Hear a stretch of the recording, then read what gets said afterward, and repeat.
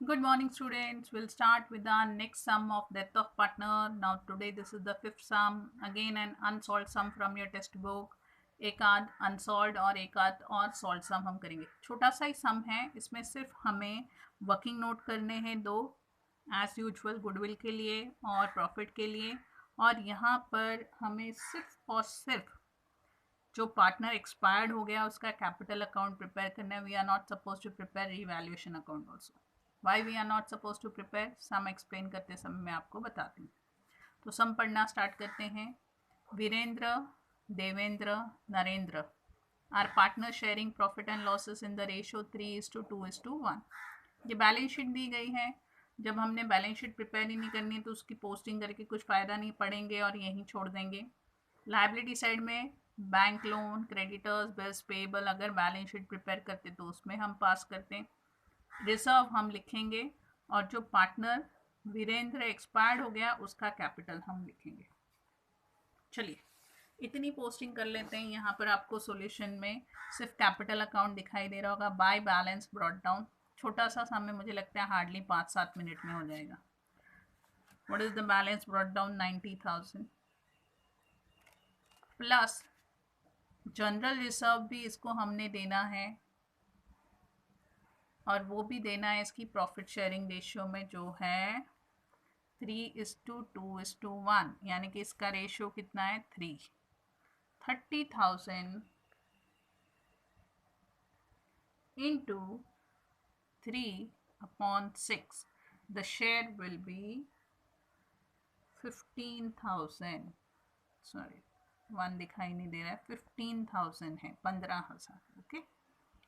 उसके बाद में बैलेंस शीट से और कुछ तो आएगा नहीं. नेक्स्ट एडजस्टमेंट पढ़ना स्टार्ट करते हैं. Mister Virendra died on 31st August. April, May, June, July, August. How many months? 5 months. 5 महीने का हमें अकाउंटिंग करना है. पार्टनरशिप डीड प्रोवाइड की है. पहला क्या है? Capital to be credited to his credit on date of death. Okay, वो हमने कर चुके हैं.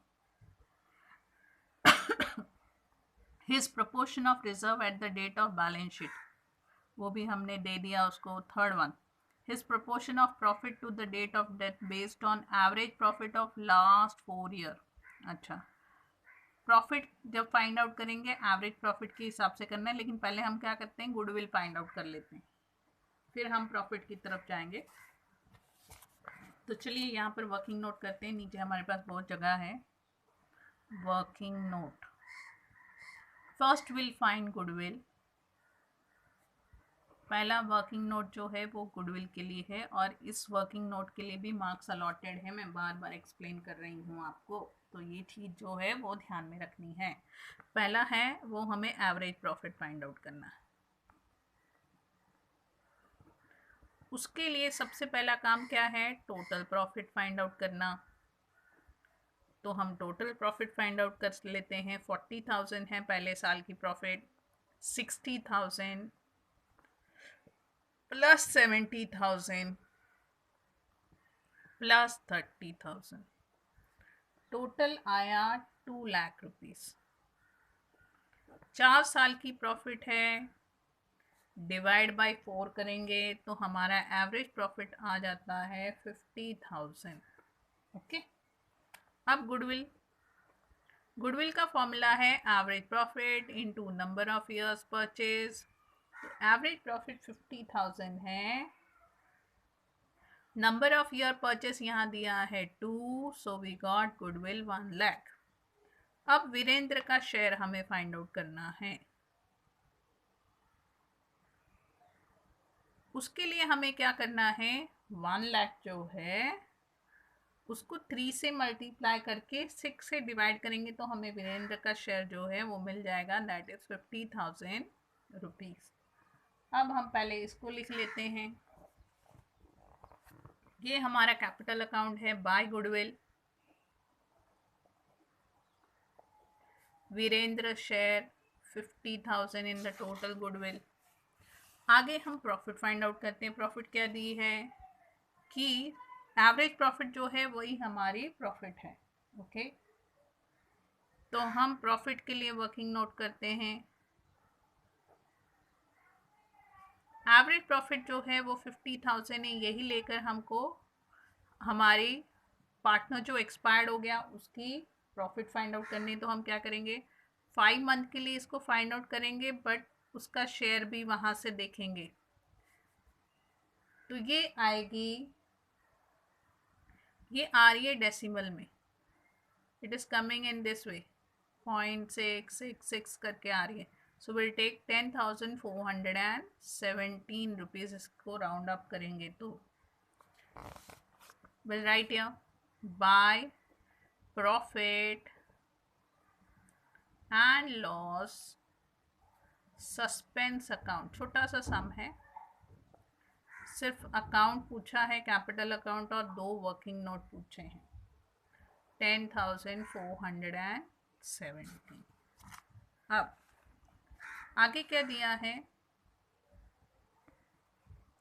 ये हम कर चुके हैं। Goodwill should be calculated 2 year purchase, और ये 4 सालों की गुडविल दी है, प्रॉफिट दी है। 5th वन देखो, mister Virendra has drawn 300 per month up to the date of his death. ये हो गई हमारी ड्राइंग। चलिए ड्राइंग की भी पोस्टिंग कर लेते हैं। To drawing, how much he has withdrawn, 3,000 per month, and 5 months of this financial year he was there, then he expired. आगे दिया है, there is no increase or decrease in the value of assets and liability, as the assets were not increased, they were not decreased, और liabilities were not increase not decrease. तो हमें क्या नहीं prepare करना है, हमको रीवैल्यूएशन अकाउंट इसलिए यहाँ पर प्रिपेयर करने की ज़रूरत नहीं है। We are not suppose to prepare revaluation account, why, because neither the amount of assets and liabilities were increase nor they were decrease. ना हमने उनकी कीमत बढ़ाई ना कम की उसकी डेथ के बाद, इसलिए हमने रीवैल्यूएशन अकाउंट प्रिपेयर नहीं किया। हम रीवैल्यूएशन अकाउंट कब प्रिपेयर करते हैं, when we are preparing revaluation account, जब हमें इंक्रीज और डिक्रीज एसेट्स और लायबिलिटी को करना है, उसके लिए हमें रीवैल्यूएशन अकाउंट प्रिपेयर करने की ज़रूरत है। यहाँ पर ना हमने किसी एसेट की वैल्यू इंक्रीज की, ना किसी एसेट की वैल्यू डिक्रीज की, ना यानी कि ना उनको एप्रिसिएट किया ना उनको डेप्रिसिएट किया, और उसी तरीके से ना हमने किसी की लायबिलिटी कम की ना हमने किसी की लायबिलिटी इंक्रीज की। तो हमें रीवैल्यूएशन अकाउंट इसलिए यहाँ पर हमने प्रिपेयर नहीं किया है।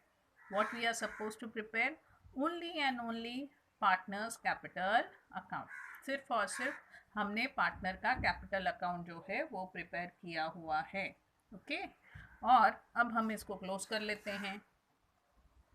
क्लोज करेंगे, इस साइड में क्या है, 90,000, 15,000, 50,000 एंड 10,417। टोटल जो है वो आ रहा है 1,65,417। इस साइड में भी वही टोटल लिखेंगे, 1,65,417। उसमें से 15 माइनस करने के बाद में जो भी बच गया वो है हमारा executor loan account, and that is 1,50,417। ये है, ओके, 1,50,417। अब इस सम का अगर आपको जर्नल भी पूछते हैं तो कैसे करेंगे, इसकी एंट्री नहीं आएगी, इसकी आएगी। General reserve account debit to Viren's capital account, goodwill account debit to Viren's capital account, profit and loss suspense account debit to Viren's capital account, Viren's capital account debit to drawing, and Viren's capital account debit to executor loan account. Okay, जो भी पूछते हैं उसके हिसाब से करना है। Journal पूछा तो जर्नल कीजिए, लेजर पूछा तो लेजर कीजिए। ओके, और ये जो 2 वर्किंग नोट हैं गुडविल और प्रॉफिट के, ये भी इक्वली इम्पॉर्टेंट हैं, इनको भी इक्वली मार्क्स अलॉटेड हैं, तो ये भी करने कंपलसरी हैं। अब हमने जितने भी सम किए, स्टार्टिंग के 2 सम के बाद में जो भी हमने सम किए, either revaluation account they have asked us to prepare, or they are asked us to prepare that capital account of that partner who has expired, and working notes they have asked. तो आपको इतने सारे सम के बारे में समझ में आ गया होगा कि जो पूछा है उसको करना है, और ये जो वर्किंग नोट हमने किए हैं इनको इक्वली मार्क्स अलॉटेड हैं, तो जितना अच्छे से एक्सप्लेन कर सकते हो उतना अच्छे से एक्सप्लेन करना। जैसे एवरेज प्रॉफिट लिखा तो उसका फॉर्मूला भी लिख लेना। क्या फॉर्मूला है? Total profit divide by number of years.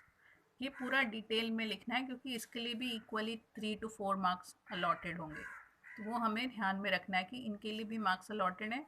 तो फॉर्मूला पूरा लिखो, जैसे मैंने A P into number of year, ऐसे नहीं, average profit into number of years purchase पूरा लिखना है। ओके, तो जितने अच्छे से लिखोगे, एक्सप्लेन करोगे, उतने अच्छे से आपको मार्क्स मिलेंगे। और जो पूछा है एग्ज़ाम में उतना ही करना है क्योंकि उसी के लिए मार्क्स अलॉटेड हैं। जो नहीं पूछा है वो करके कुछ फ़ायदा नहीं है। तो सम ध्यान से व्यू करना है। Still you have doubt, you can ask me when I'm taking lecture on Google Meet. Solve the sum in your notebook. Have a practice of doing ledger journal both.